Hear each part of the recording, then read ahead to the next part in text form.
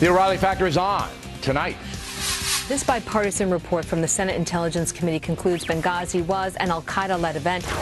Well, that blows President Obama's initial reaction out of the water and also embarrasses the New York Times, which reported to the contrary 3 weeks ago. So now one big question remains. Why did the president not define the Benghazi terror attack clearly? We will have a special report. Not God bless America, God damn America, that's in the Bible.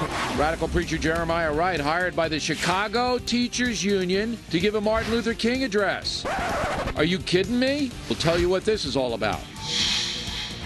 I've never experienced so much hate ever in my life, ever.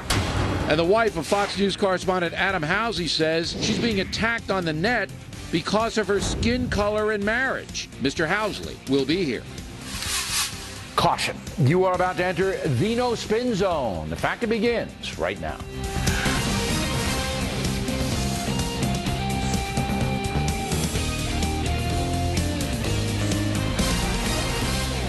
Hi, I'm Bill O'Reilly. Thanks for watching us tonight. More controversy over whether the Obama administration has told the truth on Benghazi. That is the subject of this evening's Talking Points memo. Today, the Senate Intelligence Committee issued a report that says flat out that individuals tied to al-Qaeda groups were involved in the Benghazi attack, directly contradicting a recent New York Times report. That comes on the heels of the House Armed Services Committee report yesterday that says the same thing, but went a bit further. The House says then Secretary of Defense Leon Panetta and the head of the Joint Chiefs of Staff General Martin Dempsey both label the attack a terrorist action, and Panetta told President Obama that on the day the attack happened, 9/11. So now we have a major situation, but the president still has not commented on the latest reports. Why, if these military leaders testified to Capitol Hill that they knew it was an attack, almost immediately, why did you continue? I'd say one thing, two things. First of all, of course it was an attack. The facility was attacked. Right, there was never any doubt about, come on, Ed. I mean, I know there's a desire here to that's what you said, color outside the lines, but this is just not factual. Of course it was an attack. It was an attack that led to the deaths of 4 Americans. Another dodge by White House spokesman Jay Carney. The Senate Intelligence report out today also says the terror attack on Ambassador Stevens and other Americans could have been prevented because the CIA told the State Department under Hillary Clinton that the security situation in Benghazi and Libya in general was getting much worse. Yet the State Department did not beef up security, even though it was warned. Again, according to the Senate report out today. Now, all of this should trouble every loyal American, and politics should not be a part of it. We need the federal government to be proactive in protecting Americans from terrorists. And ironically, that's what the National Security Agency is supposed to do, but the NSA may be overdoing it. New information again out today says that the NSA has tapped into computers all over the world to track terrorists. That has led to yet another outcry against the massive spying apparatus the Obama administration has in place. Somehow the president has to sort all of this out in a very clear and concise manner. We, the people, need to know why the world was misled about Benghazi, and we need to know what the NSA is allowed to do and what it should never do. And we need to know those things now. And that's a memo. Now for the top story. Joining us from Washington, Fox News military analyst Chuck Nash and Ed Henry, who covers the White House for FNC. How serious is this Benghazi story getting for the president, Ed?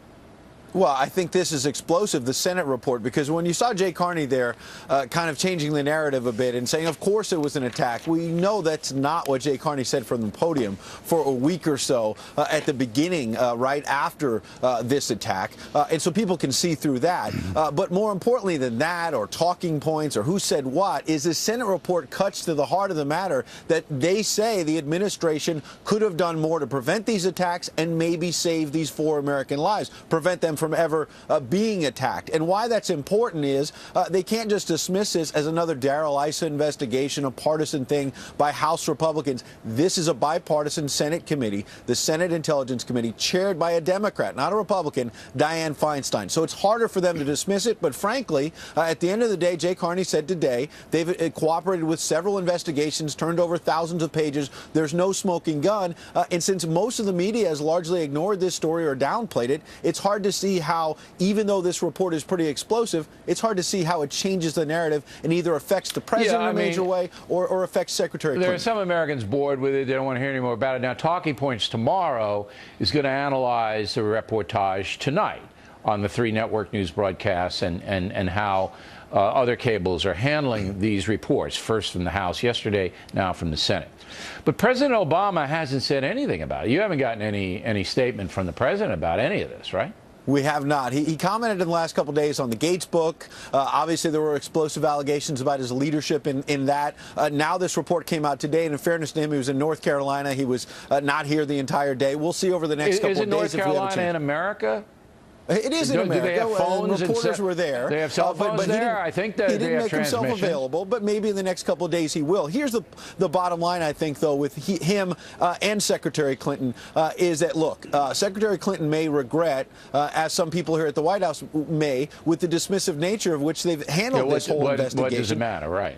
When she said, what difference does it make now at this point? Well, when 4 American lives are lost, now you have a report not just about those deaths, but about how her State Department could have taken steps to prevent these attacks. That raises questions about her leadership. Again, do I think that's going to be the top issue in 2016? No. You've got the economy, you've got health care implementation, all these other issues. But this report, bipartisan, suggests that Hillary Clinton, as well as the president, can't just dismiss it.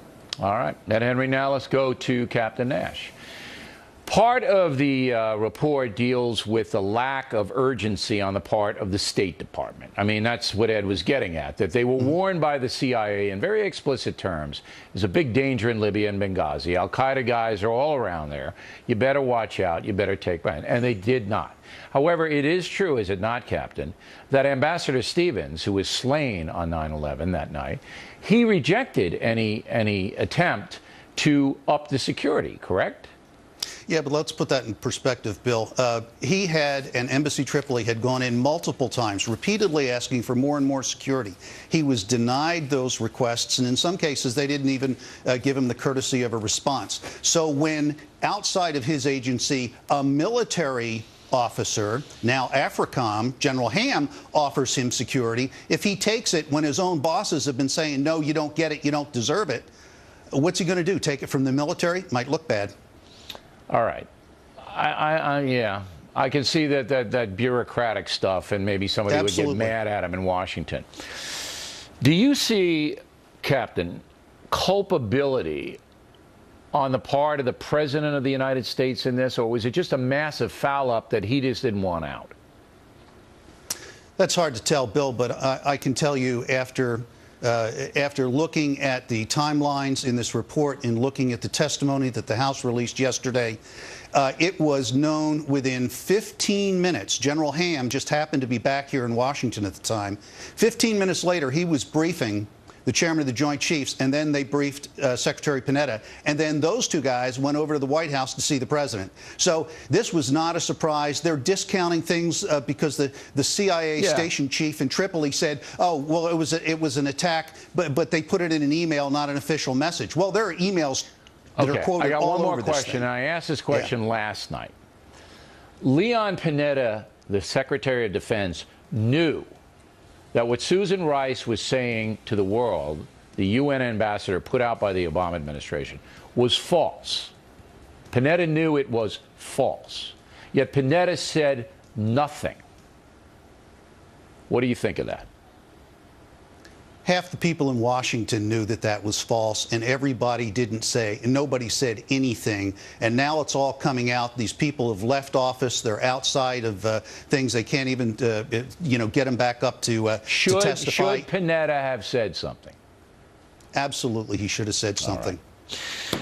Captain, thank you. Next on the rundown, Maria Shriver saying women need income equality, and President Obama is responding to that. Also had Reverend Jeremiah Wright teams up with the Chicago Teachers Union. You're not going to believe this story. The Factor is coming right back.